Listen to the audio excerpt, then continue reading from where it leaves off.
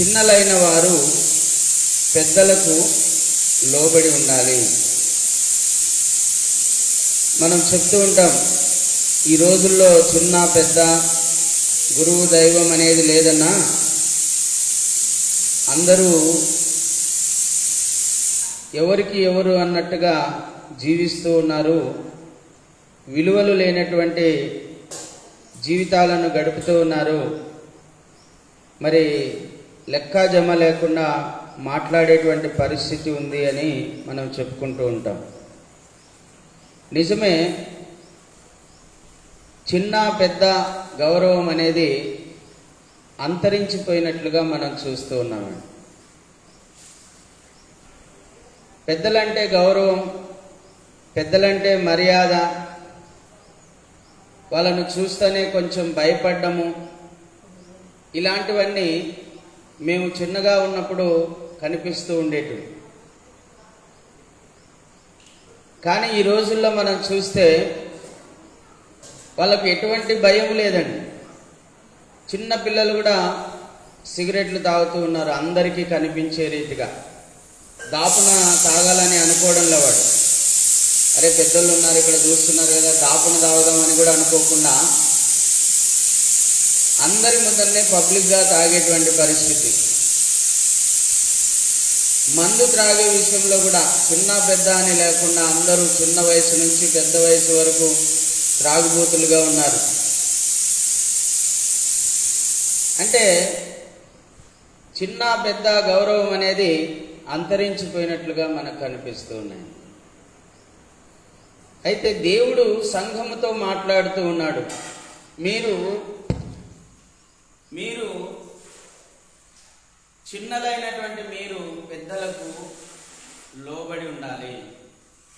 పెద్దలంటే కొంచెం భయపడాలి, పెద్దలంటే మీరు అనుకోగలిగి ఉండాలి, వాళ్ళను గౌరవించాలి. ప్రభునందు ప్రియులారా, బాగా గమనించండి. దేవుని యొక్క వాక్యంలో రాయబడింది, మీ ఎదుటి వారిని మీకంటే గొప్పవారని ఎంచుకోనండి అని రాయబడింది. రోమీలకు రాసిన పత్రిక 12వ అధ్యాయంలో ఇది రాయబడింది, మీ ఎదుటి వారిని మీకంటే గొప్పవారని ఎంచుకోనండి. మీ ఎదుటి వారిని హెచ్చించండి, మిమ్మల్ని మీరు తగ్గించుకోనండి. తను తాను తగ్గించుకొని వాడు హెచ్చించబడును, తను తాను హెచ్చించుకొని వాడు తగ్గించబడును అని ప్రభు చెప్పినటువంటి మాటలు మనము జ్ఞాపకం చేసుకోవాలి.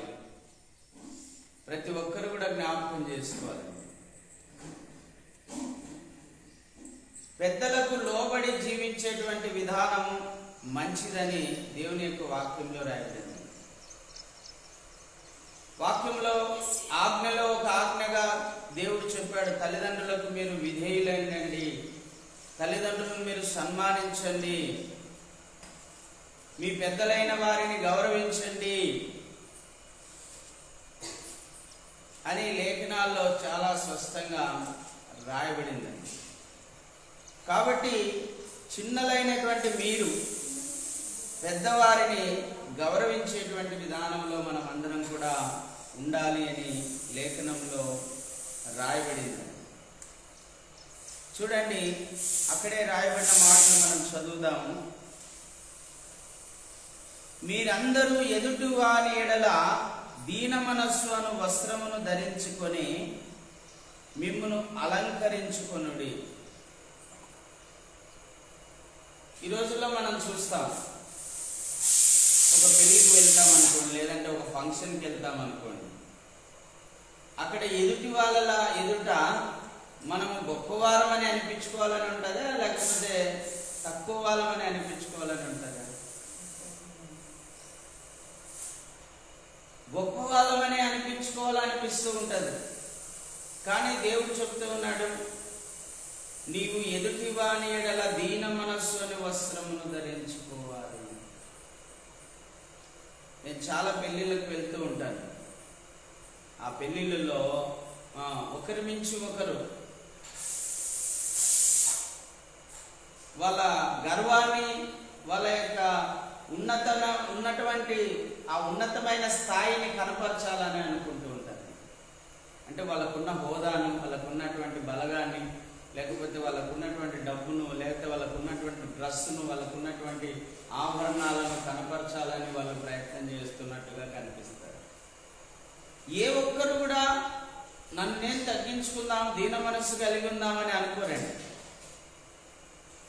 ఒకవేళ ఎత్తున్న వాళ్ళని చూస్తే పొట్టోళ్ళు వాళ్ళకంటే ఎత్తున్నట్టు ఫీల్ అయ్యేట్టు మరింత నిలిపోవడం, అంటే వాళ్ళ హృదయంలో అలాంటి ఆలోచన అన్నమాట, నేనేం తక్కువ లేను అన్నట్టు. దేవుడు ప్రతి విషయాన్ని మాట్లాడతాడు. మీరు మీ ఎదుటి వారి ఎడల దీన మనస్సును వస్త్రమును ధరించుకోండి, అంటే తగ్గించుకోండి. ప్రభు చాలాసార్లు చెప్పాడు, మీరు ఏదైనా విందుకు కానీ వివాహానికి వెళ్ళినప్పుడు వెనక ఉన్న కుర్చీలో కూర్చోండి. ఒకవేళ ముందున్న కుర్చీలో కూర్చుంటే నీకంటే పైవాడు వచ్చినప్పుడు, పై స్థాయి వాడు వచ్చినప్పుడు, అయ్యా మీరు కొద్ది వెనక్కి వెళ్ళి కూర్చోండి అని అంటారు. నీకంటే గొప్పవాడు వచ్చినప్పుడు వాడిని ముందర కూర్చోబెడతారు. అదే మనం వెనక కూర్చున్నాం అనుకోండి, వాళ్ళే మనకు ముందుకు పిలుస్తారు. హల్లెలూయా. నేను వాక్యాన్ని అనుసరిస్తానండి, ఎక్కడికి వెళ్ళినా వెనక సీట్లలో కూర్చుంటాను. వాళ్ళే మళ్ళా నన్ను చూసి గౌరవించానా, ముందుకు రానా అంటారు. అప్పుడు మనకు మర్యాద దక్కింది. హల్లెలూయా.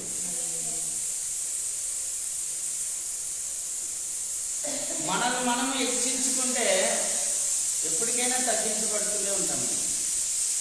అదే మనల్ని మనం తగ్గించుకున్నాం అనుకో, ఎదుటి వారు మనల్ని హెచ్చిస్తారు. అందుకే మీరు ఎదుటి వారి ఎడల దీన మనస్సు అనే వస్త్రమును ధరించుకోండి. ఈరోజు నంద్యాల పట్టణంలో సేవకులు కానీ విశ్వాసులు కానీ, నేను ఎక్కడికి వెళ్ళినా వాళ్ళు నాతో చెప్పకపోయినా పక్కన వాళ్ళతో చెప్తూ ఉంటారు, ఆయన చాలా తగ్గింపు స్వభావం కలిగినటువంటి వ్యక్తి అని. అవును, నన్ను నేను తగ్గించుకుంటేనే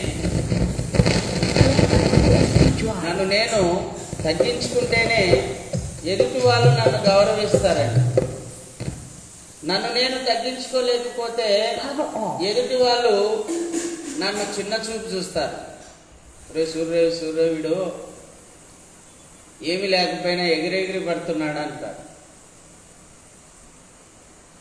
ఏమి లేని ఇస్తరా ఎగిరెగిరి పడుతుందంట, అన్నీ ఉన్న ఇస్తరా కదలకుండా ఉంటుంది. ఇవన్నీ చాలా లోతైన మాటలు, మన జీవితాలకు అవసరమైనటువంటి మాటలండి. ఇస్తర్లో అన్నం, పప్పు, రసం, తాలింపు, అప్పడము అన్నీ పెట్టినారనుకోండి, కదులుతుంది అది ఇస్తరా? కదలదు. అదే ఇస్తర్లో ఏమి లేవనుకోండి, ఎగిరిపోతుంది, ఎగిరెగిరి పడుతూ ఉంటుంది. అలాగనే దేవుడు కూడా చెప్తూ ఉన్నాడు, రోమీలకు రాసిన పత్రిక 12వ అధ్యాయంలో, నీకున్నటువంటి కృపావరములు ఏదైతే, నీకున్నటువంటి విలువలు, నీకున్నటువంటి హోదా, దానికంటే హెచ్చుగా నువ్వు హెచ్చించుకోవద్దు. నువ్వు ఏ స్థితిలో దేవుడు నిన్ను ఉంచాడో ఆ స్థితిలో మాత్రమే మనం ఉండాలి. దానికంటే ఎక్కువ భారమని తలంచుకోకూడదు, దానికంటే గొప్ప వాళ్ళమని అనుకోకూడదండి. మనల్ని ఏ స్థాయిలో ఉంచినాడో మా స్థాయి ఇదే, ఆ స్థాయిలోనే మీరు ఆనందించాలి, ఆ స్థాయిలోనే మీరు ఆనందించాలి. తను కలిగినటువంటి స్థితి మరచిపోకూడదు, తను తాను హెచ్చించుకోకూడదు. తానుకున్నటువంటి స్థితిలో ఆనందించాలి. మీరు అన్న వస్త్రములు గలవారై సంతృప్తి కలిగి ఉండండి. దేవుడు మిమ్మల్ని ఏ స్థితిలో ఉంచాడో, ఏ స్థితిలో మిమ్మల్ని ఆశీర్వదించాడో అందులో మీరు సంతృప్తి కలిగి ఉండండి అని దేవుని యొక్క వాక్యం సెలవిస్తుందండి. దేవుని యొక్క వాక్యాన్ని మనం అనుసరించాలి.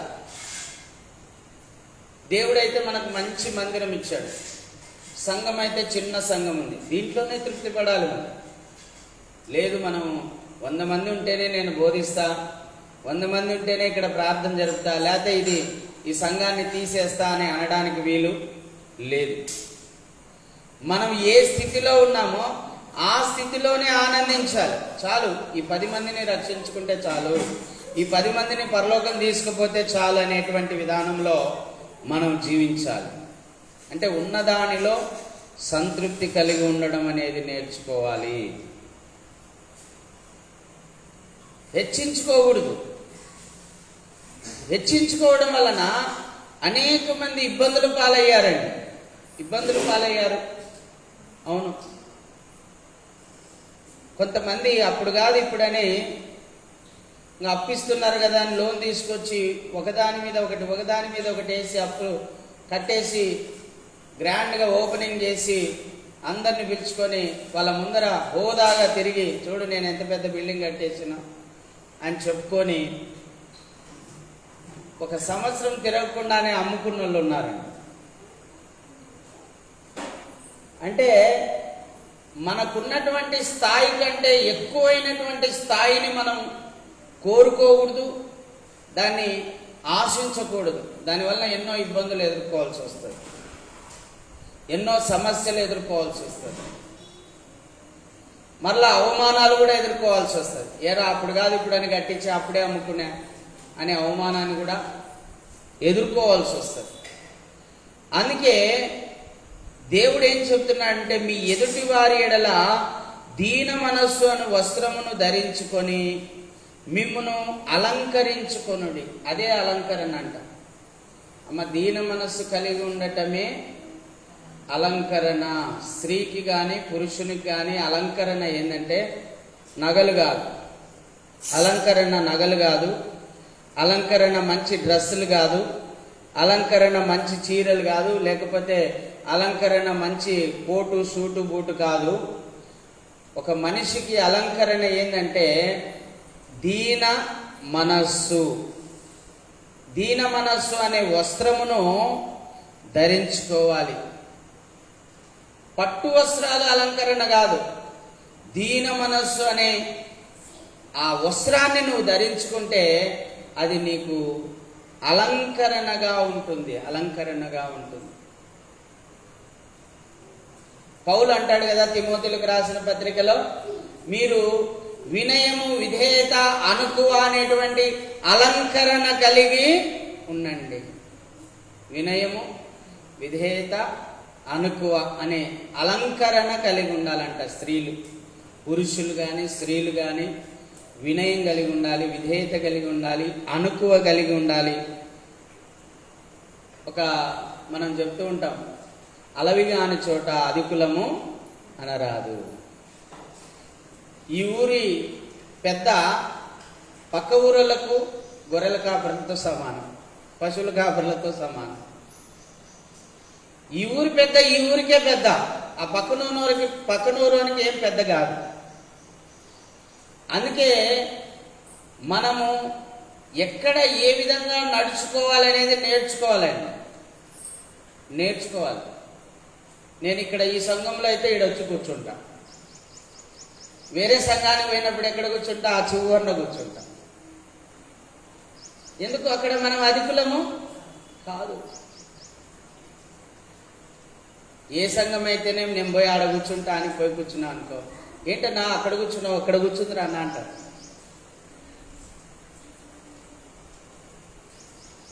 అలవి కాని చోట అధికులము అనరాదు. నిన్ను నువ్వు హెచ్చించుకోరాదు. ఈ విషయాలన్నీ మీరు జ్ఞాపకం ఉంచుకోవాలి మీ జీవన విధానంలో. మీ జీవన విధానంలో ఇవి జ్ఞాపకం ఉంచుకుంటే మీరు ఎప్పుడు అవమానము నొందరు. మీరు ఎప్పుడు కూడా అవమానం అనేది మీ మీదికి రాదు. ప్రభు ప్రతి విషయాన్ని చెప్తాడండి. దేవుడు తగిన సమయమందు చూడండి, మరలా దీన మనస్సు అను వస్త్రమును ధరించుకొని మిమ్మల్ని అలంకరించుకొనుడి. దేవుడు అహంకారులను ఎదిరించి దీనులకు కృప అనుగ్రహించును. అహంకారులకు దేవుడు కృపనివ్వడు. కృప ఇచ్చేది ఎవరికి? దీనులకు. ఎవరైనా దీనంగా ఉన్నారు అంటే మనం వాళ్ళని లెక్క చేయం, అవునా కాదు? అహంకారులను, రౌడీలను, దొంగలను, అంతకులనే మనం లెక్క చేస్తాం, విలువిస్తాం, గౌరవిస్తాం. అదిలే దీనంగా ఉన్నవాడిని లెక్క చేయం. కానీ దీనులను ఎవరు చూస్తున్నారు? దేవుడు చూస్తున్నాడు. ఎవరైతే దీన మనస్సు కలిగి ఉంటారో, దేవుని సన్నిధిలో ఎవరైతే దీనులుగా ఉంటారో, దేవునికి లోబడి ఉంటారో, దేవుడంటే భయభక్తులు కలిగి ఉంటారో, దేవుడంటే వణుకుతూ ఉంటారో, వాళ్ళనే ఆయన దృష్టి ఉంచుతూ ఉన్నాడండి. ఎవరు నా నామమున దీనులై వణుకుచూ ఉందురో వారినే నేను దృష్టి ఉంచి ఉన్నాను. దీనంగా ఉన్నావా? గర్వంగా ఉన్నావా? దీన మనస్సు ఎవరికైతే ఉంటుందో దేవుడు వాళ్ళకు కృప అనుగ్రహిస్తాడండి. అహంకారులను ఏం చేస్తాడంట? ఎదిరిస్తాడంట.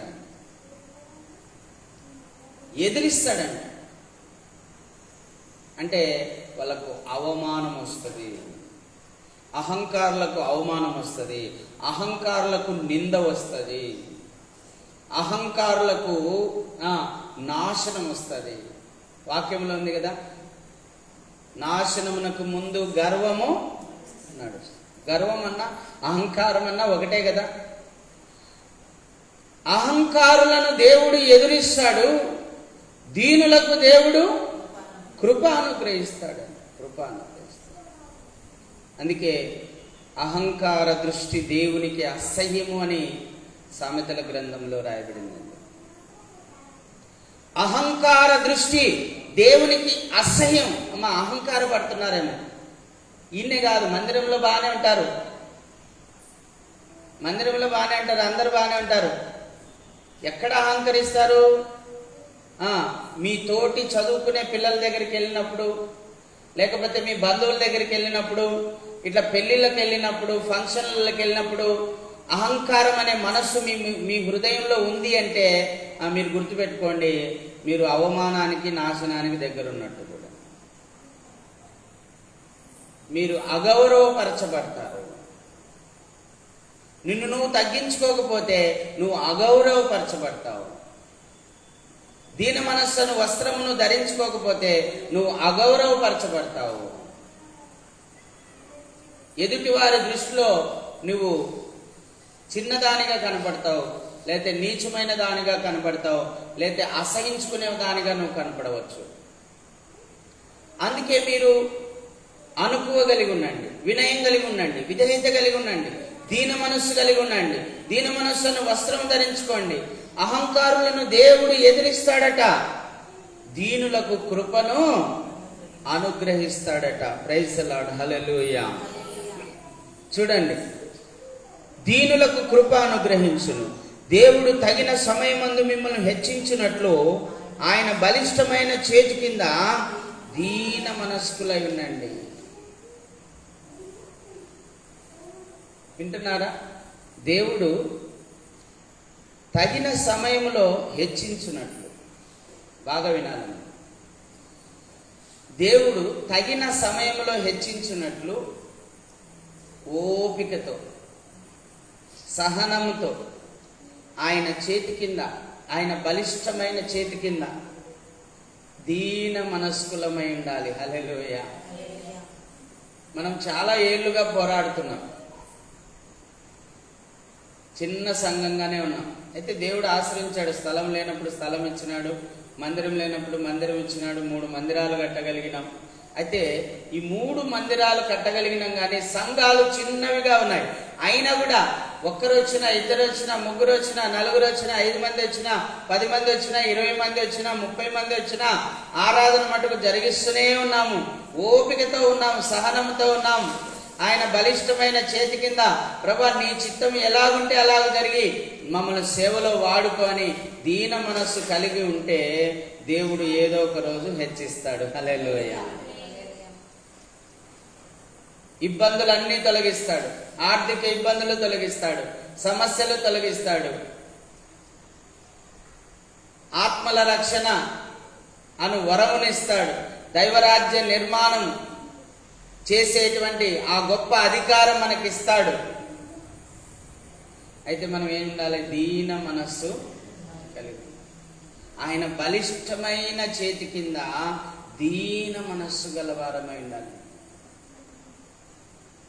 ప్రభునందు ప్రియులారా, బాగా గమనించండి. యోసేపు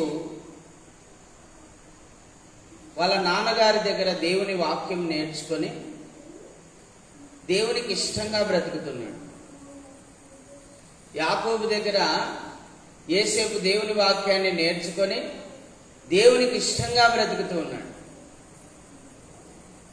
అవును, మీ పిల్లలకు మీరు దేవుని వాక్యాన్ని బోధిస్తూ ఉంటారా ఇంట్లో? యాకోబు ప్రతిరోజు యోసేపుకు దేవుని వాక్యాన్ని బోధించేవాడు. ఆ దేవుని వాక్యాలు విన్న యోసేపు దేవునికి అనుగుణంగా నడుచుకుంటున్నాడు, దేవుని హృదయానుసారంగా నడుచుకుంటున్నాడు, దేవుని వాక్యానుసారంగా నడుచుకుంటున్నాడు, దేవునికి ఇష్టంగా బ్రతుకుతున్నాడు. బాగా వినాలమ్మా. ఎప్పుడైతే దేవునికి ఇష్టంగా బ్రతుకుతున్నాడో అన్నదమ్ములకు విరోధైనాడు. ఎప్పుడైతే దేవునికి ఇష్టంగా బ్రతుకుతూ ఉన్నాడో సొంత తండ్రి కూడా, ఏంట్రా నా మీదనే నువ్వు అధికారిగా ఉంటావా అని అన్నాడు.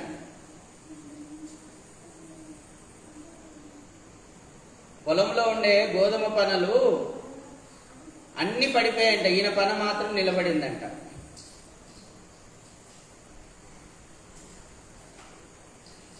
ఇంకో దర్శనం చెప్పాడు వాళ్ళ నాన్నకు, నేను సూర్యుల్లాగా ప్రకాశిస్తున్నాను, మీరందరూ నక్షత్రాల్లాగా ఉన్నారని. అంటే మాకంటే నువ్వు పెద్దవానిగా ఉంటావారా, అధికారిగా ఉంటావారా అన్నాడు యాకోబు కూడా. అది దేవుని దర్శనం. మరి దేవుని దర్శనం ఉంది, దేవుని వాగ్దానం ఉంది. ఎవరికి? యోసేపుకు. ఆయన దేవుని హృదయానుసారంగా నడుచుకుంటున్నాడు, దేవుని వాక్యానుసారంగా నడుచుకుంటున్నాడు. కానీ ఎక్కడ వేయబడ్డాడు? గుంటలో వేయబడ్డాడు. ఎక్కడ వేయబడ్డాడమ్మా? అక్కడ విలవిల్ల అన్నాడు, బాధపడినాడు, ఏడ్చినాడు, ప్రలాపించినాడు, రాత్రంతా ప్రలాపించినాడు గుంటలో. తర్వాత ఏమి? 30 వెండి నాణాలకు అమ్మబడ్డాడు, బానిసగా అమ్మబడ్డాడు. పోతిఫర్ ఇంట్లో బానిసగా పనిచేశాడు. బానిస అంటే జీతంలో ఏంలా, అన్నం తినాలా, పని చేయాలా. వాళ్ళు ఏం పని చెప్తే అది చెయ్యాలి. కాలు కింద నలిపినట్లుగా నలుపుతారు. బానిసత్వం. బానిసగా బ్రతికాడు. అయినా కూడా ఆయనకు వాగ్దానం ఉంది, దేవుని దర్శనం ఉంది, ఒక విజన్ ఉంది ఆయన మీద దేవునికి. తర్వాత అక్కడ నుంచి మళ్ళా ఎక్కడ పోయినాడు? చెరసాలలో వేయబడ్డాడు. ఎక్కడ పోయినాడు? చెరసాలలో వేయబడ్డాడు. చూడడానికి ప్రజలకు ఏమనుకుంటుంటారు? దేవుని దర్శనం ఉంది, నాకు దేవుని కృప ఉంది, దేవుని ఆశీర్వాదం ఉంది అని అంటున్నారు. గుంటలో పన్నాడు, అమ్మబడ్డాడు, బానిసగా ఉన్నాడు, జైల్లో పన్నాడు అని లోకస్తులు అనుకోవచ్చు మనల్ని చూసి. కానీ దేవుని వాగ్దానం మాత్రం ఎప్పటికీ తొలగిపోదు. దేవుని దర్శనం మాత్రం నెరవేరకుండా ఎప్పటికీ తొలగిపోదు. గుర్తుపెట్టుకోండి. గుంటలో పన్నా సరే, బానిసగా అమ్మబడినా సరే, బానిసగా నువ్వు ఉన్నా సరే, నువ్వు జైల్లో పన్నా సరే, నీ మీద దేవుడున్న ప్రణాళిక మాత్రం ఖచ్చితంగా నెరవేరి తీరుతుంది.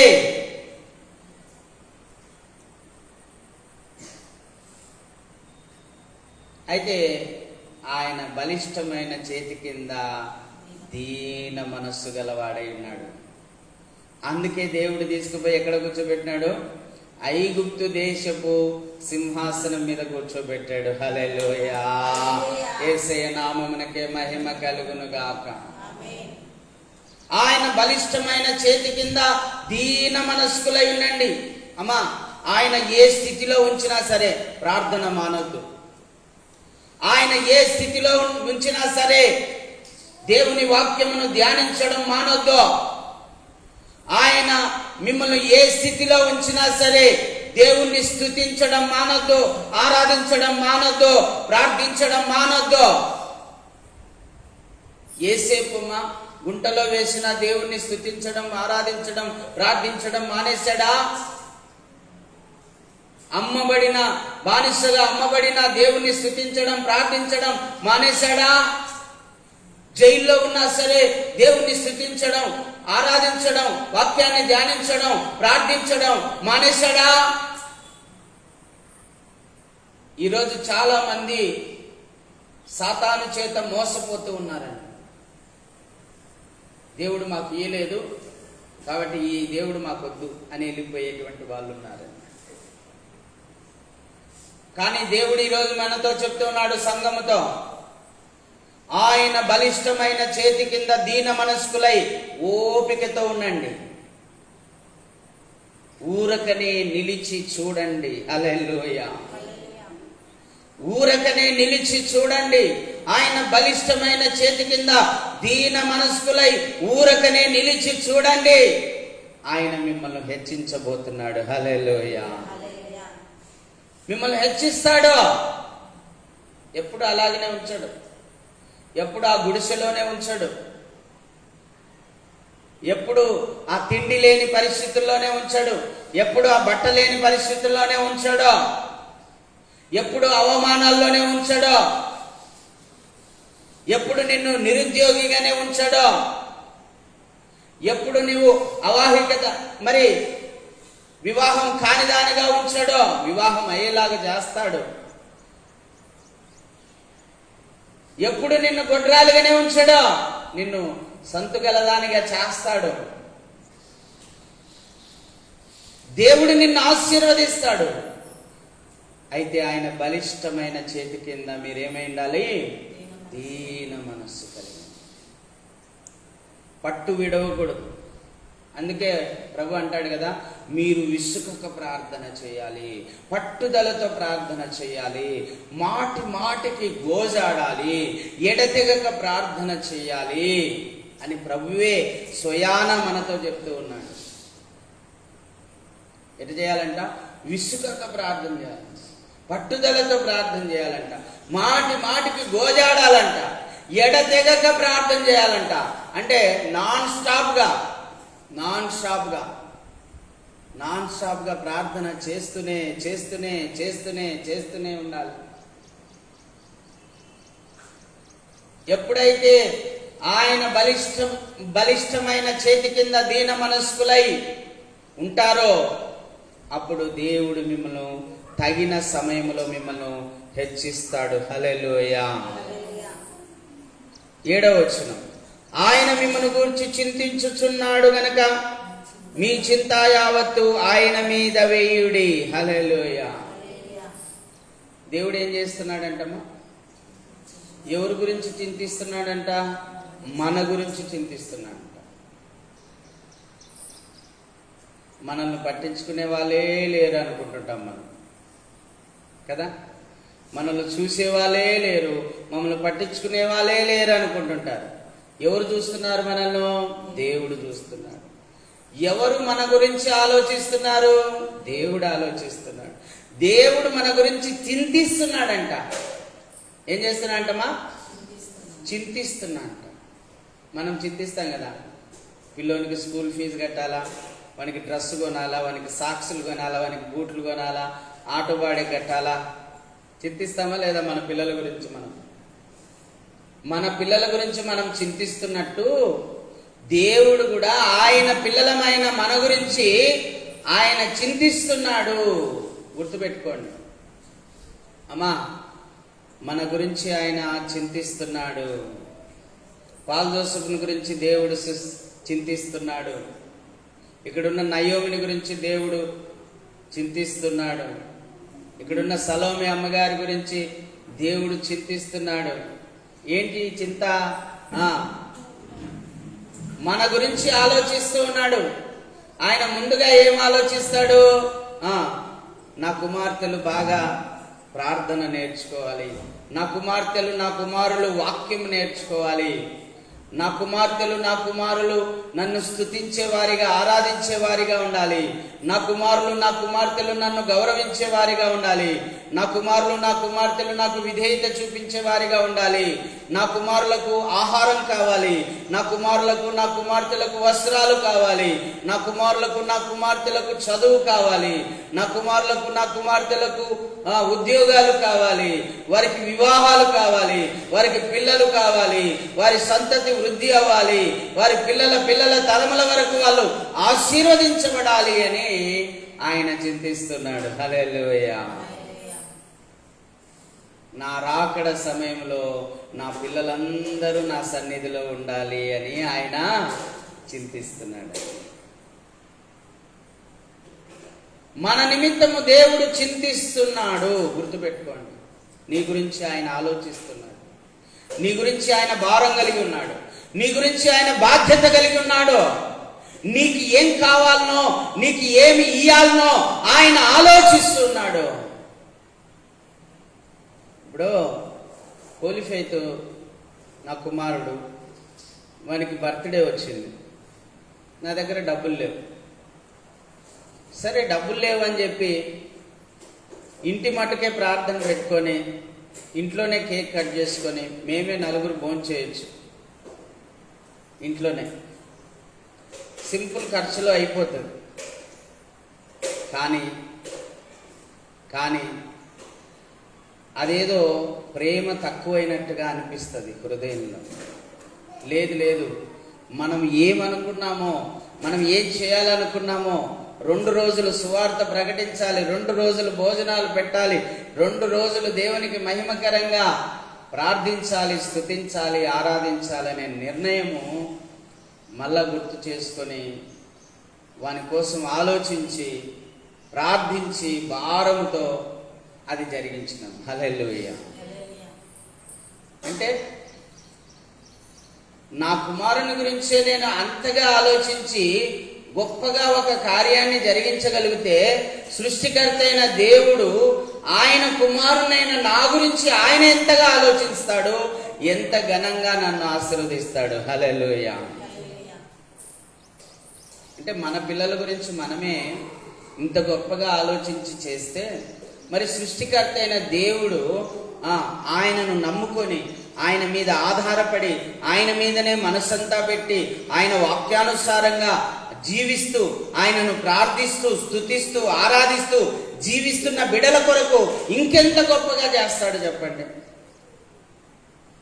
యోసేపును అంత గొప్పగా చేశాడు దేవుడు. ఎందుకు? యోసేపు దేవునికి ఇష్టంగా బ్రతికాడు. మీరు కూడా దేవునికి ఇష్టంగా బ్రతకండి, దేవుడు మిమ్మల్ని ఉన్నతమైన స్థాయిలో నిలబెడతాడు. హల్లెలూయా. మనుషులకు ఇష్టంగా బ్రతకాకండి, దేవునికి ఇష్టంగా బ్రతకండి. మనుషులను సంతోషపెట్టేవారిగా ఉండకండి, దేవుణ్ణి సంతోషపెట్టేవారిగా ఉండండి. అప్పుడు దేవుడు మిమ్మల్ని హెచ్చిస్తాడు. హల్లెలూయా. దేవుడు మిమ్మల్ని గురించి చింతిస్తున్నాడు గనక మీ చింత యావత్తు ఏం చేయాలమ్మా? ఆయన మీద. ఉదయకాలంలో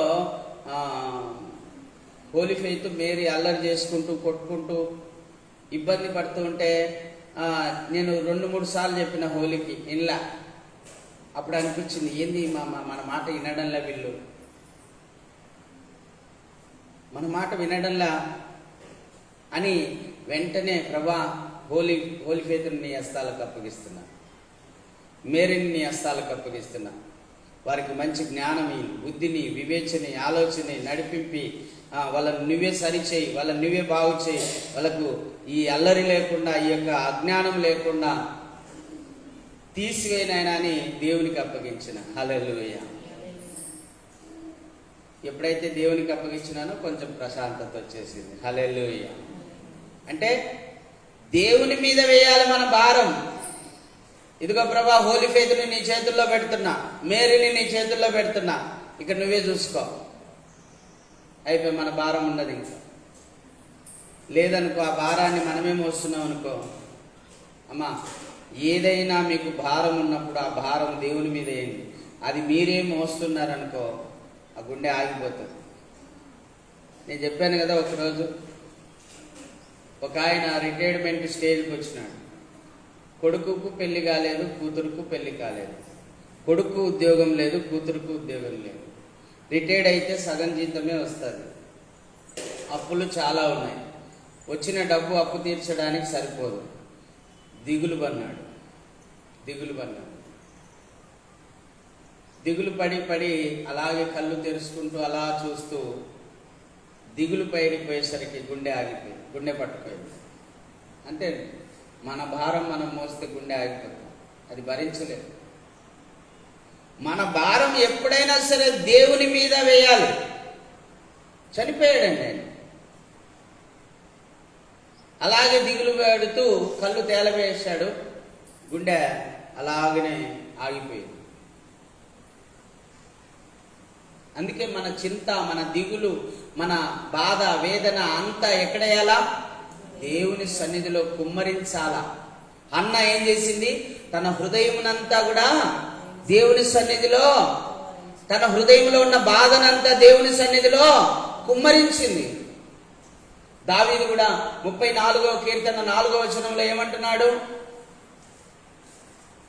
నేను యెహోవా యొద్ద విచారణ చేయగా నాకు కలిగిన భయములన్నిటిలో నుండి ఆయన నన్ను విడిపించండి. ఎక్కడ విచారం చేయాలమ్మా? ముసలోళ్ళ కన్నా, పెద్దోళ్ళ కన్నా, కులపోళ్ళ కన్నా, మతపోళ్ళ కన్నా ఎక్కడ విచారం చేయాల్సింది? దేవుని సన్నిధి. అయ్యా, నాకు సమస్య ఉంది, ఈ సమస్యను నీకు అప్పగిస్తున్నాను, నువ్వే పరిష్కరించు. నువ్వు గొప్ప దేవునివి, సృష్టికర్త అయిన దేవుడవు, మారాను మధురంగా మార్చిన దేవుడవు, ఎర్ర సముద్రాన్ని చీల్చిన దేవుడవో, బండ నుండి నీళ్ళు ఇచ్చిన దేవుడవో, ఆకాశము నుండి పూరేళ్లను కురిపించిన దేవుడవో, నీకు అసాధ్యమైనది ఏది లేదో. ఆకాశము నుండి మన్నాను కురిపించిన దేవుడవో, నీకు అసాధ్యమైనది ఏది లేదో. అరణ్యంలో ఏలియాకు కాకులతో ఆహారం పంపిన దేవుడవో, నీకు అసాధ్యమైనది ఏది లేదో. ప్రభా, ఇదిగో నన్ను నేనుగా నీ హస్తాలకు అప్పగించుకుంటున్నాను.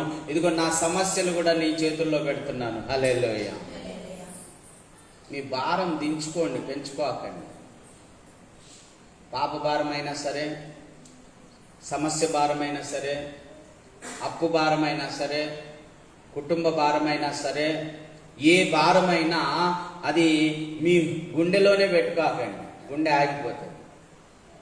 అది గుండెలో పెట్టుకోకుండా యేసయ్య చేతుల్లో పెట్టండి. హల్లెలూయా.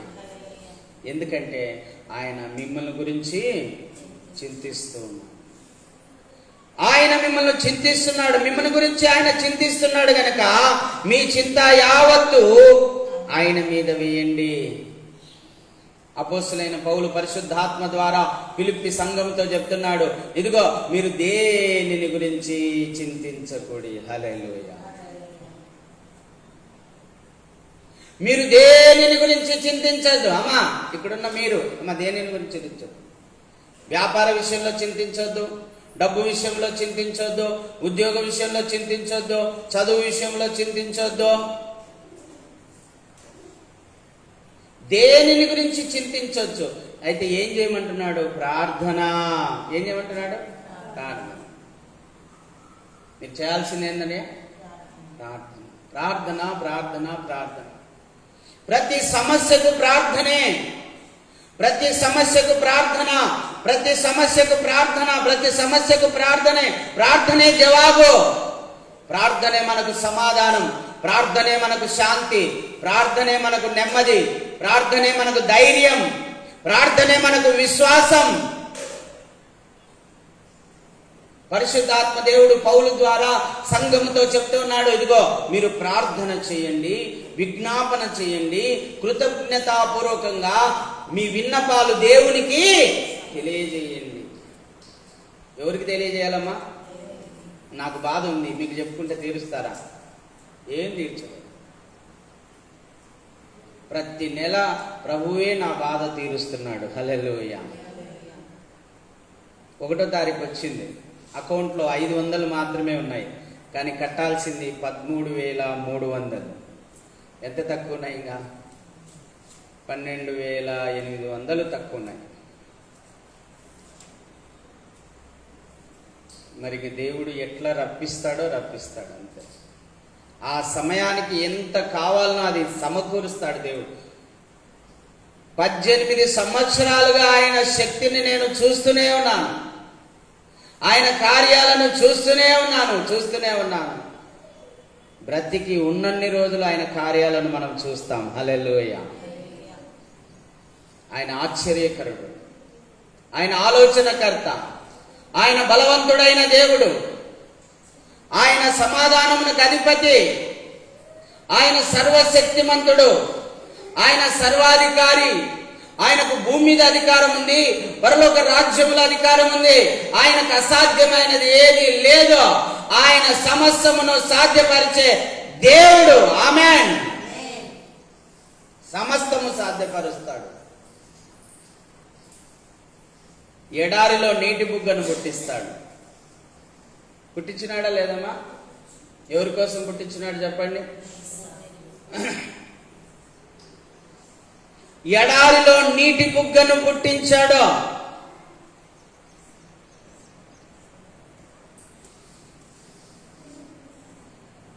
అరణ్యంలో ఆహారం పంపించాడు. అరణ్యంలోకి ఏలియా వద్దకు కాకులతో ఆహారం పంపించాడు. రొట్టె మాంసం. ఆయనకు అసాధ్యమైనది లేదు. వాక్యములోనే కాదు, రుజువులు, ఆధారాలు మనం ఎన్నో చూసామండి, ఎన్నో చూసాం.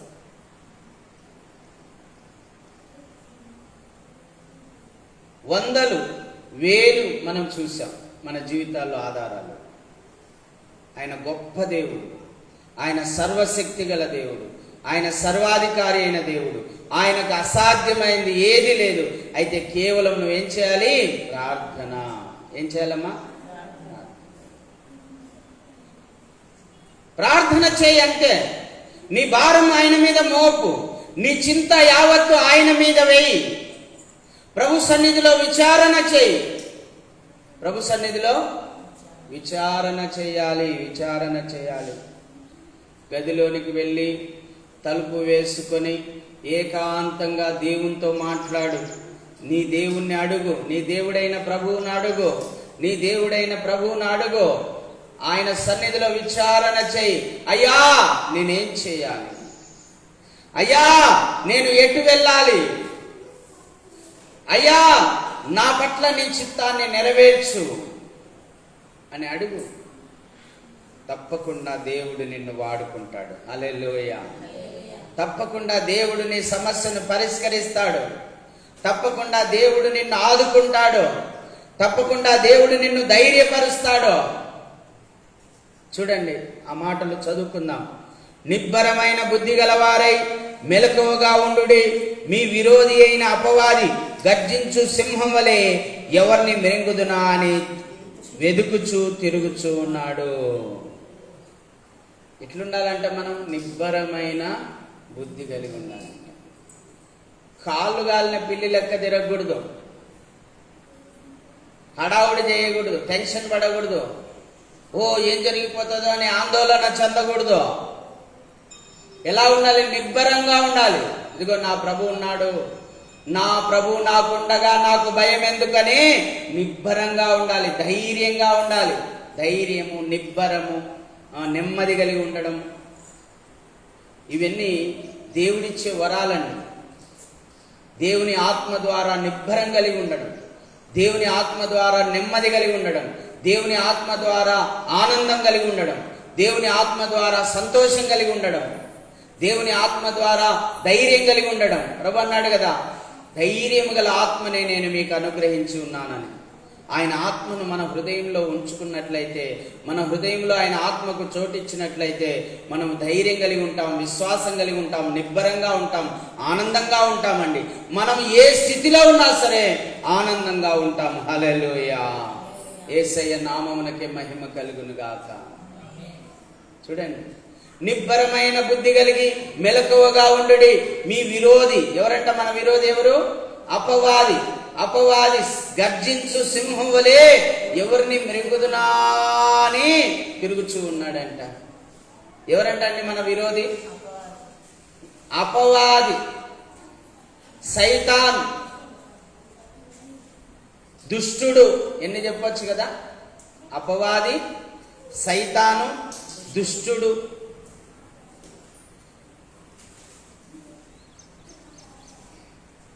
త్రోసివేయబడిన దూతలు, సాతాను శక్తులు, దేవతా శక్తులు అని చెప్పొచ్చు. అవి కొన్ని కోట్లు ఉన్నాయండి. ఒకటి కాదు, రెండు కాదు, కొన్ని కోట్లు. ఎవరంట వాళ్ళు? మన విరోధులంట. ఎవరమ్మా? మనకు విరోధులు. దుష్ట శక్తులు మనకు విరోధులు.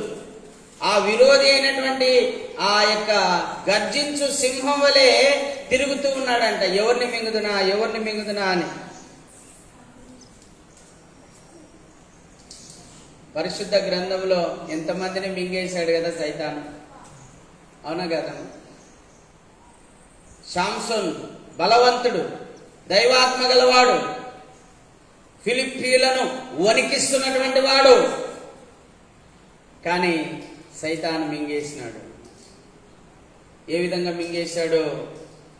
సైతాను ఒక వ్యక్తిని మింగేసేది ఎట్లా అంటే, అమ్మా, శరీరాశ వలనైనను, నేత్రాశ వలనైనను, జీవపు డంబము వలనైనను. ఈ మూడు విషయాల్లోనే మింగేస్తాడు. శరీర కోరికలు మీ అందరికీ తెలుసు. కాముకత్వము, జారత్వము, అపవిత్రత, అసూయ, ద్వేషం, కక్ష, విభేదం, విమతం, మత్తు అలవాట్లు, అల్లరితో కూడిన ఇవన్నీ ఎవరివి? సైతాన్వి. ఎవరివమ్మా అవి? వాటి ద్వారానే నిన్ను మింగేసేది. శాంసన్ను ఎవరి ద్వారా మింగేసినాడు? కాముకత్వముతో మింగేసినాడు, వ్యభిచారంతో మింగేసినాడు. కాముకత్వము, వ్యభిచారం అనే ఆ రెండు బలహీనతల ద్వారా శాంసన్ను మింగేసినాడు. బలవంతుణ్ణి బలహీనునిగా చేసినాడు. అర్థమవుతుందా మీకు? శాంసన్ ఎవరు? బలవంతుడు. కానీ సైతాన్ ఏం చేసినాడు? బలహీనునిగా చేసినాడు. ఎట్లా చేసినాడు? కేవలం శరీరాశను చూపించి తిన్మాతులో ముందు ఒక అమ్మాయిని చూశాడు, ప్రేమించాడు, పెళ్లి చేసుకున్నాడు, మరలా వదిలిపెట్టేసినాడు.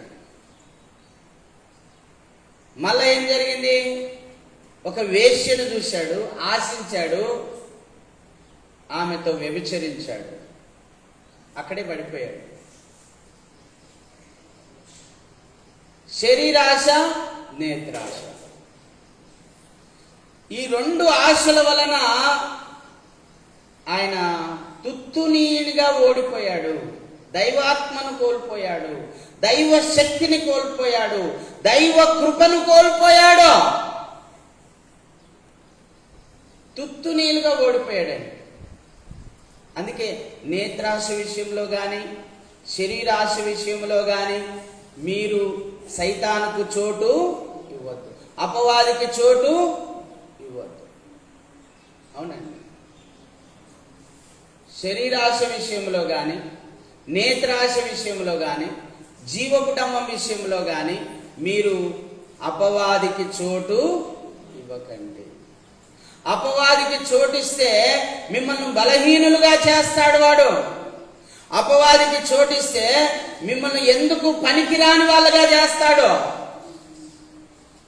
దైవాత్మ లేకుండా చేస్తాడు, మిమ్మల్ని దరిద్రులుగా చేస్తాడు, మిమ్మల్ని మరణానికి పాత్రులుగా చేస్తాడు. వాక్యంలో ఉంది కదా, యాకోబు రాసిన పత్రిక 12-13 వచనాల్లో, 1-12-13 వచనాల్లో, దురాశ గర్భమును ధరించి పాపమును కనగా పాపము పరిపక్వమై మరణమును. శాంసన్ మరణానికి కారణము దురాశ. ఏంటమ్మా? చూసిందల్లా కావాలనుకోవడం తప్పమ్మా. దయచేసి అలాంటి ఆలోచనలు ఉంటే తీసేసుకోండి. చూసిందంత కావాలనుకోవడం, శరీరాశ పడ్డం, శరీర కోరికలు కలిగి ఉండడం, దురాశ కలిగి ఉండడం, కాముకత్వం, జారత్వం, అపవిత్రత, అసూయ, ద్వేషం, కక్ష, విభేదం, విమతం, అల్లరితో కూడిన ఆటపాటలు, ఇవన్నీ కూడా సైతాను సంబంధమైనవి. నేత్రాశ సైతాను సంబంధమైనది. జీవకుటుంబం, జీవకుటుంబం అంటే నేను, నేను ఫలానా కులము, అయిపోయాక ఎత్తిపోయింది అని. నేను కోటీశ్వరుణ్ణి, అయిపోయింది, వంద ఎత్తిపోయింది. నా హోదా కలెక్టర్, అయిపోయి ఎత్తిపోయింది. నేను ఫలానా అధికారిని, అయిపోయి ఎత్తిపోయింది. పడగొట్టేది సైతం. ఎప్పుడైతే నీ హృదయంలో నేను అని ఆ గర్వం ఎప్పుడైతే వచ్చిందో, నువ్వు సైతాను మాయలో ఉన్నావని అర్థం. నువ్వు ఏ స్థితిలో ఉన్నా నువ్వు చిన్న పిల్లవాని వలె ఉండాలి. నువ్వు గొప్ప ఐశ్వర్యవంతుడవైనా ఏమీ లేనివానిగా ఉండాలి. నువ్వు గొప్ప అధికారివైనా నువ్వు ఏమీ లేనివానిగా ఉండాలి. దేవుని సన్నిధిలో, మనుషుల ఎదుట, దేవుని సన్నిధిలో, నీ హృదయంలో. ఎప్పుడైతే నువ్వు అలాగుంటావో అప్పుడు నువ్వు దేవుని చేత హెచ్చించబడతావు. హల్లెలూయా. వాడు అపవాది గర్జించు సింహములే ఎవరిని మింగుదునా అని తిరుగుచున్నాడు. శాంసోను మింగేసినాడు, దావీదును మింగేసినాడు, యూదాను మింగేసినాడు. మింగినాడా లేదా? దావీదు కూడా చూశాడు, ఆశించాడు, వ్యభిచరించాడు, భర్తను చంపించాడు. అయిపోయా, క్లోజ్. దైవాత్మ పోయింది, దేవుని కృప పోయింది, దేవుని ఆత్మ పోయింది, విలువిల్లాడుతున్నాడు. ఒక ఖడ్గాన్ని తెచ్చుకున్నాడు తన కుటుంబంలోనికి. ఒక ఖడ్గాన్ని తెచ్చుకున్నాడు తన కుటుంబంలోకి. ఉరియాని చంపడం పాపం. ఉరియాను చంపడం పాపం. అది పాపముగా ఎంచబడింది దేవుని దృష్టిలో. అందుకే జాగ్రత్త. అధికారం ఉందని నేను ఏదైనా చేయగలనని అనుకోవద్దు. పౌలు అంటున్నాడు, నాకు అన్ని చేయుటకు అధికారం కలదు, కానీ అన్ని చేయుటకు నాకు అన్ని చేయకూడదు అంటాడు. హల్లెలూయా. అపోస్తలుడైన పౌలు అంటాడండి, అన్నిటి యందు నాకు అధికారం కలదు, అన్ని చేయుటకు నాకు అధికారం కలదు, కానీ అన్ని చేయదగినవి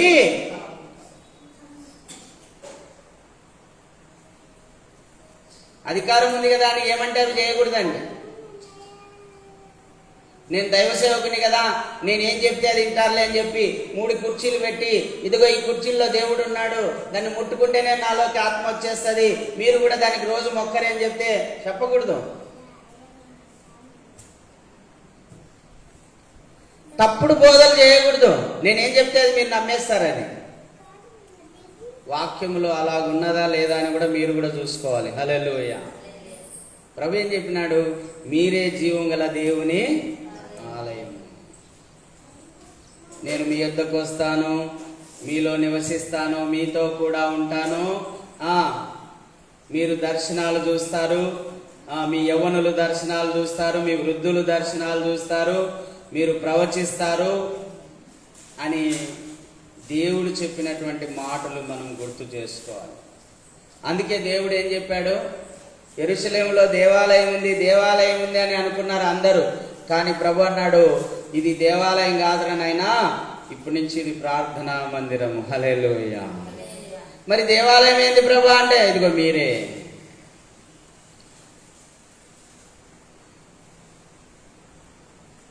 దేవునికి గుళ్ళు లేవండి, దేవునికి ఆలయాలు లేవండి. తన స్వహస్తాలతో రూపించుకున్న మనమే ఆయన ఆలయము.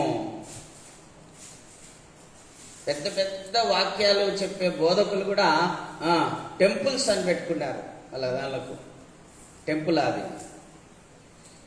నా మందిరము సమస్త అన్యజనులకు ప్రార్థనా మందిరం అనబడును. సత్యాన్ని బోధించాలి. అన్ని చేయుటకు నాకు అధికారం ఉంది, కానీ అన్ని చేయదగినవి కాదు. నీకు ఇష్టం వచ్చినట్టుగా నువ్వు బోధించడానికి వీల్లేదు. విశ్వాసులు కూడా వెంటనే కనుక్కొని పారిపోవాలి విడిచిపెట్టి. ఒరే సైతాన్ దొరబడిందిరా వీళ్ళలో అని కనుక్కోవాలి. చూడండి, చదువుకుందాం. మీ విరోధి అయిన అపవాది గర్జించు సింహం వలె ఎవరిని మృంగుదునా అని వెదుకుచూ తిరుగుచూ ఉన్నాడు. 12 మంది శిష్యుల్లో ఎవరు దొరుకుతారా అని చూసింది అమ్మా. 12 మంది శిష్యుల్లో ఎవరు దొరుకుతారా అని వెతికింది. ఎవరు దొరకలే, ఒకడు దొరికినాడు. ఎవడంటే వాడు అధికారం కావాలనే పిచ్చోడు, అధికార పిచ్చి కలిగిన వాడు, జీవకుడంబం కలిగిన వాడు, అధికార పిచ్చి కలిగిన వాడు, డబ్బాశ కలిగిన వాడు. లడ్డు లెక్క దొరికినట్టే కాదు సైతానుకు. డబ్బాశ ఉన్నోళ్ళు అంటే వానికి ఇష్టం. సైతాను లడ్డు లెక్క పట్టుకుంటాడు మిమ్మల్ని. డబ్బాసున్నా అమ్మా, అధికార ఆశ ఉన్నా అమ్మా, జీవకుడంబం మీలో గర్వం, నేను అనే గర్వం ఉన్నా మిమ్మల్ని పట్టుకుంటాడు. గుర్తుపెట్టుకోండి. యూదాలో ఏముంది? అధికార దాహం ఉంది. ప్రభువు రాజైతే నేను కనీసం ఆర్థిక శాఖ మంత్రిని కావచ్చులే అనుకున్నాడు. అధికార దాహం ఉంటే చాలు, నిన్ను ఇంక వెంటాడి గర్జించి మింగేస్తాడు, నిన్ను వాని వశం చేసుకుంటాడు. ఇంకా దేవుని కుమారునివి కాదు, ఇంకా సైతాను కుమారునివి అయిపోతావు. అప్పుడు నీలో కూడా శక్తులు ఉంటాయి, అయితే సైతాను శక్తులు. శరీరాశ కానీ, నేత్రాశ కానీ, జీవకుడంబం కానీ, అధికార దాహం కానీ, డబ్బు ఆశ కానీ నీలో ఉండకూడదు. పౌలు అదే అంటాడు కదా పరిశుద్ధ ఆత్మ ద్వారా, ధనాపేక్ష సకల కీడునకు మూలము. కొందరు ఆ ధనాపేక్షలో పడి ఏమేసుకున్నారంట? ఉరి వేసుకున్నారంట. కొందరు చచ్చిపోయినారంట. ఆ ధనాపేక్షలో పడి చచ్చిపోయినారు, ఉరి వేసుకున్నారు. కొంతమంది ఉరి వేసుకున్నారు. యూదా ఉరేసుకున్నాడా లేదమ్మా? కారణం ధనాపేక్ష, కారణం అధికార దాహం. అమ్మా, యేసు ప్రభును వెంబడిస్తున్న నీవు అధికార దాహం గాని, ధనాపేక్ష గాని నీలో ఉండకూడదు. వాటిని చంపివేయి అంటున్నాడు పౌలు.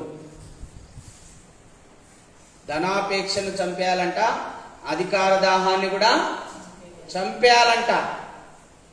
మనం యేసుప్రభుని నమ్ముకున్నావు, యేసుప్రభు మార్గంలో నడుస్తున్నావు, దేవునికి ఇష్టంగా బతుకుతున్నావు. దేవుడు నిన్ను తీసుకుపోయి సీఎంగా చేసినాడు. సీఎంగా చేస్తే నువ్వు సీఎం కుర్చీలో కూర్చున్నావు. ఇప్పుడు మరి సీఎం స్థాయిలో ఉన్నప్పుడు నువ్వు దేవుణ్ణి ఇంకా ఎక్కువ స్తుతించాలా, తక్కువ స్తుతించాలా? నువ్వు ఎదిగే కొద్దీ ఇంకా దేవునికి ఒదగాలి. నువ్వు ఎదిగే కొద్దీ ఇంకా దేవుని ఆజ్ఞలను చక్కగా గైకొనాలి. నువ్వు ఎదిగే కొద్దీ ఇంకా దేవుణ్ణి స్తుతించాలి, ఆరాధించాలి. వీలైతే రాత్రింబగళ్ళు ఆయన ధ్యానంలోనే గడపాలి. అంతేగాని వాళ్ళ ఓట్లు పడవు, వీళ్ళ ఓట్లు పడవు ఉన్నాయి. అధికారం ఇచ్చిన దేవుణ్ణి పక్కకు తోసేసి ఆయనను స్తుతించకుండా, ఆయనను ఆరాధించకుండా, ఆయనను గణపరచకుండా పోయి సైతాను మాట విని అధికార దాహంతో ఏం చేసినావు? దీంట్లో మునుగుతీ, మళ్ళా దాంట్లో మునుగుతీవి.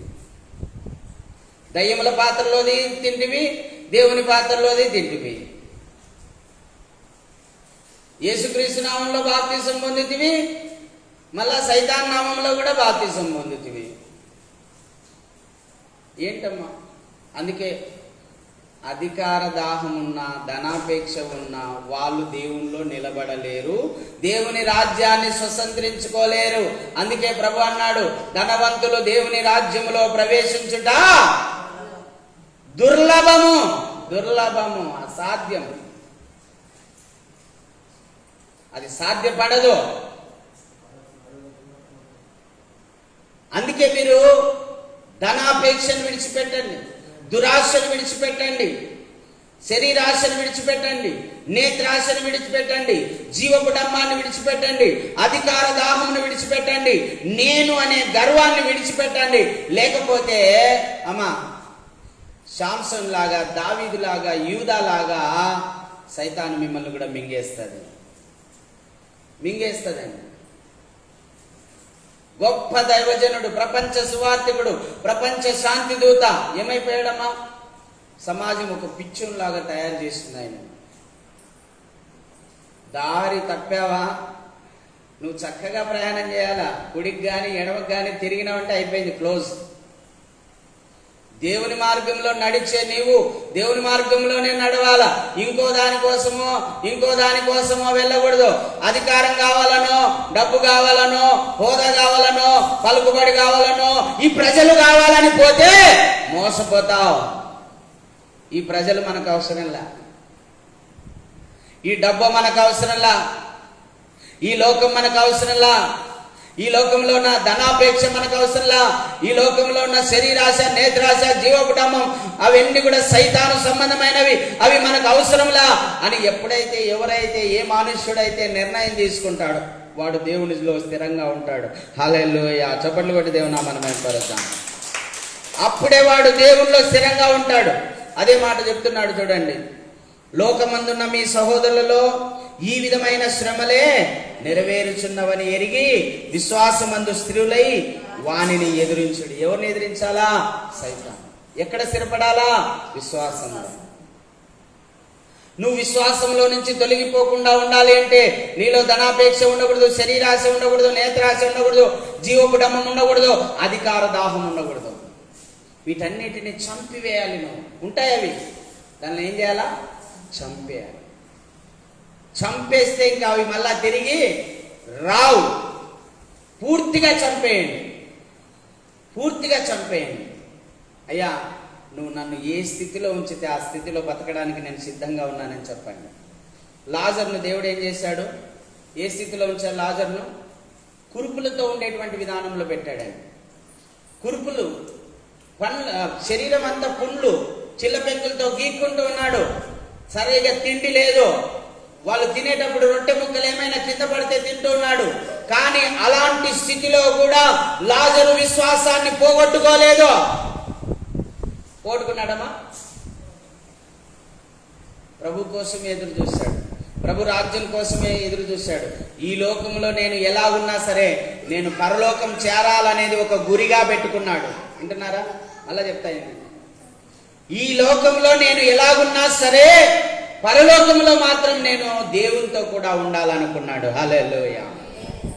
అందుకే దేవుని రాజ్యం దొరికింది. హల్లెలూయా. ధనవంతునికి మాత్రము మంచి వస్త్రాలు దొరికినాయి. అమ్మా వినండి, ధనవంతునికి మాత్రం మంచి వస్త్రాలు ఉన్నాయి, కార్లు ఉన్నాయి, బంగ్లాలు ఉన్నాయి, పొలాలు ఉన్నాయి, ధనం ఉంది, ధాన్యం ఉంది, ద్రాక్షారసం ఉంది. కానీ చనిపోయిన తర్వాత పాతాళం దొరికింది. ఈ లోకంలో నీకు ఏమున్నా ఏమి లేకపోయినా ప్రభు ఉన్నాడని నువ్వు జీవించాలి. హల్లెలూయా. ప్రభువులో ఆనందించాలి. మరలా చెప్తున్నాను, ప్రభువులో ఆనందించాలి. ప్రభువులో మాత్రమే ఆనందం ఉంది.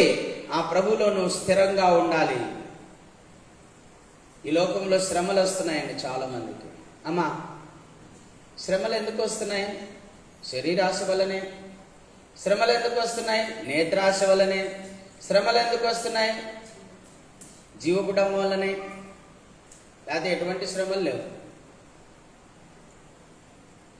అవునండి, నాకు అన్నీ ఉన్నాయి, ఇంకా నాకు ఎందుకు ఏం అవసరం లేదు, రోజు ప్రార్థన చేసుకుంటుంటాను, దేవుని సన్నిధిలో సమయం గడుపుతాను, సాయంకాలం అయినప్పుడు అక్కడ ఏదైనా ఒక ప్రాంతానికి వెళ్ళి సువార్త ప్రకటిస్తాను, మళ్ళీ ఇంటికి వచ్చి పడుకుంటాను, మళ్ళీ ఉదయం లేస్తాను, ప్రార్థన చేసుకుంటాను, స్తుతిస్తాను, ఆరాధిస్తాను, ఇంకా నాకు ఏం అవసరం లేదని అనుకున్నప్పుడు నాకు కావాల్సినవన్నీ నాకు సమృద్ధిగా ఉంటాయి, ఎటువంటి గొడవ ఉండదు. లేనిది కావాలనుకున్నప్పుడే సమస్య. దురాశ గర్భమును ధరించి పాపమును కనుక పాపము పరిపక్వమై మరణమును కంటుంది అని రాయబడింది. అందుకే మీ హృదయంలో దురాశ ఉంచొద్దు, మీ హృదయంలో పాపమును ఉంచొద్దు, ఆ హృదయంలో నేత్రాశను ఉంచొద్దు, ఆ హృదయంలో జీవకుటంబాన్ని ఉంచొద్దు. నేను వ్యర్థమండి. ఏంది నువ్వు? అమ్మా, 2 వాంతులు 4 బేదులే. ఏడుంటావు నువ్వు? ఏడుంటావమ్మా? ఎవడైనా సరే, సీఎం అయినా పిఎం అయినా 2 వాంతులు 4 బేదులే. ఏడుంటాడు వాడు? మంచం మీద ఉంటాడు. లేయలేడు, కూర్చోలేడు. అది మన జీవితం. ఎందుకు గర్వం? ఎందుకు గర్వం? సైతాన్ తత్వం అది. అది సైతాన్ వలన కలిగినదని వాక్యంలో రాయబడింది. శరీరాశ, నేత్రాశ, జీవకుటంబము అవి సైతాన్ వలన కలిగినవి కానీ దేవుని వలన కలిగినవి కావు. ఇది గుర్తుంచుకోవాలి మీరు. జీవితకాలం అంతా గుర్తుంచుకోవాలి. ప్రభు రాకడ వచ్చేంత వరకు మీరు గుర్తుంచుకోవాలి. ఊరుకున్నానికి ఏ శ్రమ లేదు. ఊరుకున్నాన్ని ఊరల్లో కలిసినా ఏం చేసుకోలేరు. మౌనంగా ఉన్నోడు జ్ఞానవంతుడుగా ఎంచబడతాడంట, వదిలిపోతూ మూర్ఖునిగా ఎంచబడతాడంట. సామెతల గ్రంథంలో రాయబడింది. నేను పోయి ఎక్కడైనా మౌనంగా ఒక మూల కూర్చున్నాను, ఏం మాట్లాడుతున్నాను, ఈయన ఎంత గొప్ప జ్ఞానవంతుడు అనుకుంటారు వాళ్ళు. అలాగే ఊరికి వదులుతున్నాను అనుకో, వీడేందబ్బా వీడు ఇట్ట ఊరుగుతున్నాడు, వీడికి ఒకటి తెలిసి ఒకటి తెలియక వీడు అంటారు. ప్రతి విషయాన్ని దేవుని వాక్యంలో రాయబడింది. అది ప్రభు మనతో ఈరోజు మాట్లాడుతూ ఉన్నాడు. మనం ఎంతో ధన్యులం. హల్లెలూయా. యేసయ్య నామమునకే మహిమ కలుగును గాక. చూడండి 10వ వచనం. తన నిత్య మహిమకు క్రీస్తునందు మిమ్మును పిలిచిన సర్వకృపానిధియగు దేవుడు కొంచెం కాలం మీరు శ్రమపడిన పిమ్మట తానే మిమ్మును పూర్ణులుగా చేసి స్థిరపరచి బలపరచును. యుగాయుగములకు ప్రభావమాయనకు కలుగునుగాక. హల్లెలూయా. ఎంతకాలం అంటమ్మా? కొంచెం కాలమే. శ్రమ ఎంతకాలం అంట? కొంచెం కాలమే. కిందపడి మీదపడి అట్టబడి ఇట్టబడి నానాక తంటాలు పడుతున్నారు, చాలా శ్రమలు పడుతున్నారు. ఎంతకాలము? మనం అంటుంటాం కదా, అన్న అన్ని తిప్పలు పడి అన్న, అన్ని రకాలుగా అన్ని అనుభవంలోకి వచ్చి ఇప్పుడు మరసంగా ఉన్నన్నా అంటారు. అన్ని అనుభవంలోకి వచ్చినాక ఏముంటాం? మరసంగానే ఉండేది. అప్పుడు మంచిగా ఉంటాం, మౌనంగా ఉంటాం, నిబ్బరంగా ఉంటాం, ధైర్యంగా ఉంటాం, కదలకుండా ఉంటాం, స్థిరంగా ఉంటాం. అదే అంటున్నాడు, కొంచెం కాలము శ్రమపడిన మీదట సర్వకృపానిధియగు దేవుడు. ఎవరంటే ఆయన సర్వకృపానిధియగు దేవుడు. అన్ని రకాల కృపనిచ్చే దేవుడు. అన్ని రకాలుగా నీకు కృపనిచ్చి నిన్ను విశ్వాసములో స్థిరపరిచి, నిన్ను విశ్వాసములో బలపరిచి, నిన్ను సంపూర్ణునిగా చేస్తాడంట. ఏం చేస్తాడంటమ్మా? సంపూర్ణునిగా. అసలు నీలో ఏ లోపము కనబడకుండా చేస్తాడంట. హల్లెలూయా. నీలో మచ్చైనా డాగైనా ఏది కనపడకుండా చేస్తాడంట. అసలు నీ మీద ఒక నింద కూడా లేకుండా చేస్తాడంట. నీ మీద ఒక అపవాదు కూడా లేకుండా చేస్తాడంట. నీ మీద ఎటువంటి మచ్చ డాగు లేకుండా నిన్ను శుద్ధీకరించి నిందారహితునిగా నిష్కలంకునిగా చేసి తన ఎదుట నిలవబెట్టుకుంటాడు. హల్లెలూయా. యేసయ్య నామమునకే మహిమ కలుగునుగాక. కాబట్టి ప్రభునందు ప్రియులారా, మిమ్మల్ని మీరు తగ్గించుకోండి. పెద్ద చిన్న గౌరవం అనేది నేర్చుకోండి. పెద్దలను గౌరవించే విధానం నేర్చుకోండి. నిన్ను నువ్వు తగ్గించుకో, ఎదుటి వారిని హెచ్చించు. దీన మనస్సు అనే వస్త్రం ధరించుకో, ప్రశస్తమైన వస్త్రం ధరించుకో, పెండ్లి వస్త్రమును ధరించుకో, పరిశుద్ధమైన వస్త్రమును ధరించుకో, శాంతి వస్త్రమును ధరించుకో, దీన వస్త్రమును ధరించుకో. అప్పుడు నువ్వు దేవుని రాజ్యానికి వారసునివి అవుతావు. హల్లెలూయా. దేవుడి మాటలు మన వెనుకల్లో దీవించునుగాక. ఆమేన్. మోకరించి ప్రార్థన చేయండి. వాక్యం విన్నారు కదా, ప్రతి ఒక్కరూ మోకరించి ఒక్కొక్క మాటను గుర్తు చేసుకుంటూ దేవుని సన్నిధిలో అడగండి. ప్రతి ఒక్కరూ అడగాలి. ప్రతి ఒక్కరూ అడగాలి.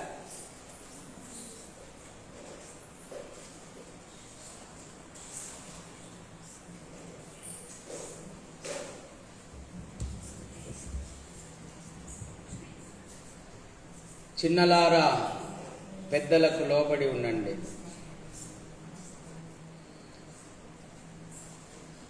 నీ ఎదుటి వారి ఎడల దీన మనస్సును వస్త్రమును ధరించుకొనుడి. దీన మనస్సు అనే వస్త్రమును ధరించుకొనండి.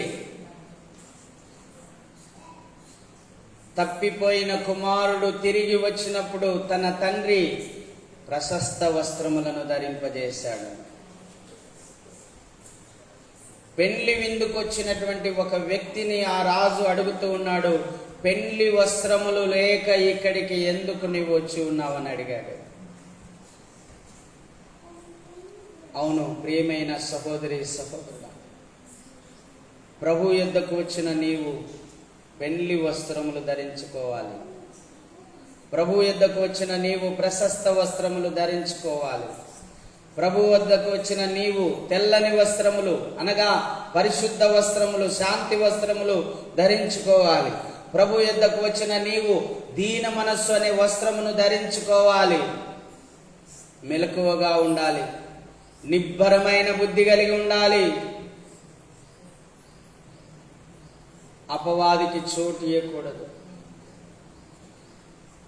శరీరాశ విషయంలో కానీ, నేత్రాశ విషయంలో కానీ, జీవకుటుంబం విషయంలో కానీ అపవాదికి చోటు ఇవ్వకూడదు. అన్యజనుల ఆచారాల విషయంలో కానీ, వ్యర్థమైన పారంపర్య ఆచారాల విషయంలో కానీ, మూఢాచారాల విషయంలో కానీ, మూఢనమ్మకాల విషయంలో కానీ అపవాదికి చోటు ఇవ్వకూడదు. నువ్వు నిబ్బరము కలిగి ధైర్యముగా ఉండాలి. ప్రభునందు విశ్వాసములో స్థిరపడాలి. విశ్వాసములో నువ్వు బలపడాలి. నీవు సంపూర్ణునివి కావాలి. ఆ సర్వకృపానిధియగు దేవుడు నిన్ను సంపూర్ణునిగా చేయడానికి మన మధ్యనే ఉన్నాడు. నిన్ను సంపూర్ణునిగా చేయడానికి, విశ్వాసములో స్థిరపరచడానికి, విశ్వాసములో నిన్ను బలపరచడానికి ఆయన మన మధ్యనే ఉన్నాడు. అడుగు, అయ్యా నన్ను విశ్వాసములో స్థిరపరచు ప్రభువా, నన్ను విశ్వాసములో బలపరచు ప్రభువా, నన్ను సంపూర్ణునిగా చెయ్యయ్యా.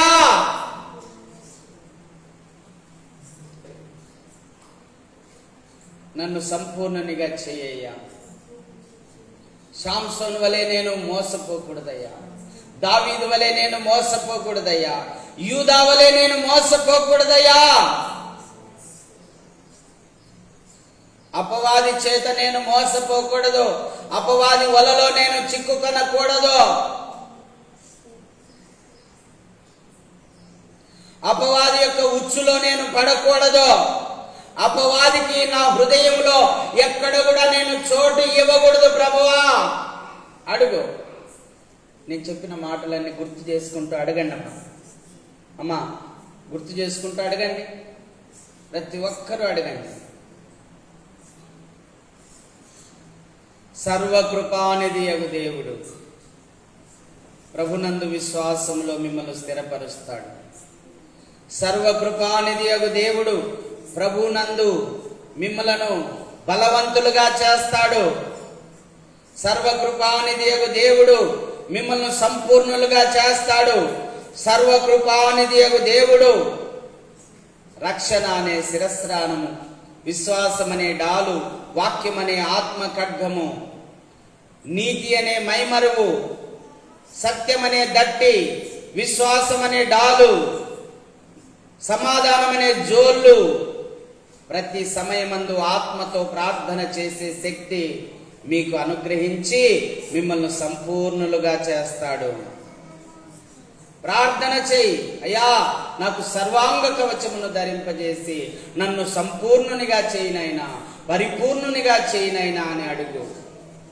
అవును, దేవుడు కోరుతూ ఉన్నాడు మీరు పరిపూర్ణులు కావాలనని, మీరు సంపూర్ణులు కావాలనని, ఆయనలో మీరు బహుగా ఫలించవలనని, మీరు మహిమ పొందవలనని దేవుడు కోరుచున్నాడు. మీరు బహుగా ఫలించాలని, ఆత్మ సంబంధమైన వరములలో మీరు ఫలించాలని, కృపావరములలో మీరు ఫలించాలని, ఆత్మ ఫలములలో మీరు ఫలించాలని, జ్ఞాన వివేచనలో మీరు ఫలించాలని, ప్రార్థనలో వాక్యములో మీరు ఫలించాలని ప్రభు కోరుతూ ఉన్నాడు. అడుగు దేవుని, అయ్యా మమ్మల్ని వాక్యములో ఫలింపచేయనైనా, ప్రార్థనలో ఫలింపచేయనైనా, నీ మహిమలో మమ్మల్ని ఫలింపచేయనైనా. ప్రేమ కలిగిన తండ్రి, మహాపరిశుద్ధుడా, నీకు వందనాలు. మీరు మాట్లాడిన ప్రతి మాటను బట్టి స్తోత్రాలు. ప్రతి మాట ప్రతి హృదయంలో నాటబడి నూరంతలుగా ఫలించాలి ప్రభా. నూరంతలుగా ఫలించాలి ప్రభా. నూరంతలుగా ఫలించాలి ప్రభా. నీ రాకడ వరకు ఆ వాక్యాలు వాళ్ళ హృదయంలో మెదులుతూ ఉండాలి ప్రభా. మెదులుతూ ఉండాలి ప్రభా. మీ ఆత్మ ద్వారా ఈ కార్యం జరిగించి మహిమ పొందమని యేసు ప్రభు నామములో అడిగి వేడుకొని పొంది ఉన్నాం తండ్రి. ఆమేన్. స్తుతించుమా నా ప్రాణ